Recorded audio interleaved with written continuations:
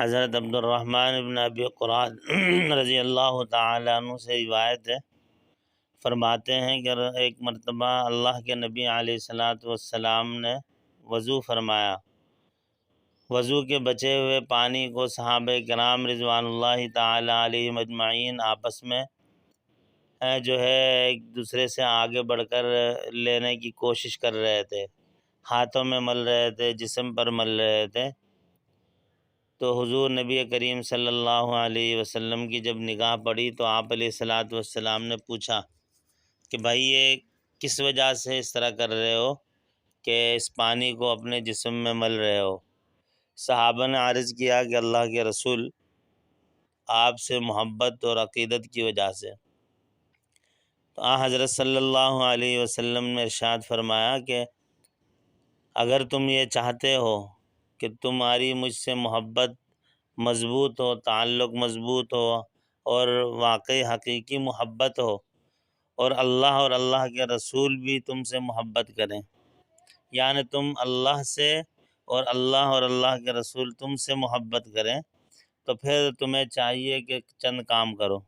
مفہوم بتلا رہا ہوں حدیث کا کہ چند کام کرو۔ نمبر 1، اللہ کے نبی نے ارشاد فرمایا کہ سچ کی پابندی کرو۔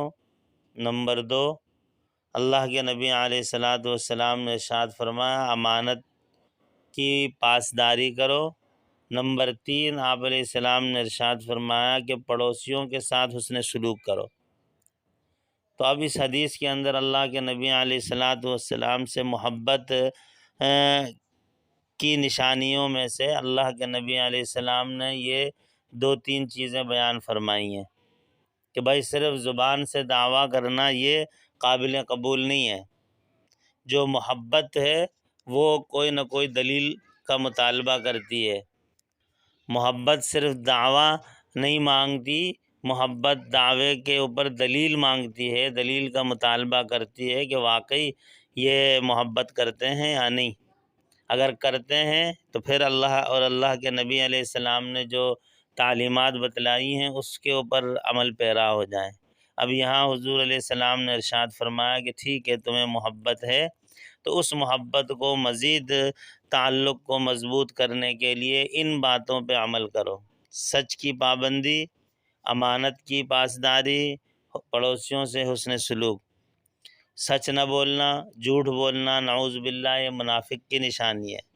سچ انسان کو نجات کی طرف لے کر جاتا ہے، اور اسی طریقے سے امانت جس کے اندر نہ ہو، حدیث کے اندر ہے کہ اس کے ایمان کا بھی اعتبار نہیں ہے۔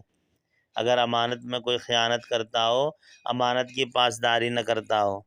اور تیسری چیز تو اتنی اہم ہے کہ اللہ کے نبی علیہ السلام نے ارشاد فرمایا کہ کئی مرتبہ مجھے اللہ کے نبی علیہ السلام نے ارشاد فرمایا کہ پڑوسیوں کے حقوق سے متعلق اتنی حدیثیں اور احکامات آئے، جبریل امین اتنی مرتبہ بار بار وحی لے کر آئے کہ مجھے یہ خیال اور گمان ہونے لگا کہ شاید یہ پڑوس والے اتنے ان کے جو حقوق آ رہے ہیں اللہ کی طرف سے، تو شاید یہ پڑوسی وراثت کے اندر بھی ان کا حصہ ہو، وراثت میں بھی شاید شامل ہو جائے۔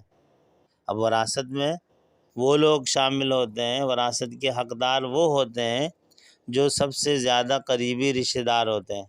تو ان کے فضائل اور حقوق اتنے بیان ہوئے کہ اللہ کے نبی فرماتے ہیں مجھے ایسا لگا کہ وراثت میں بھی شاید ان کا حق ہو۔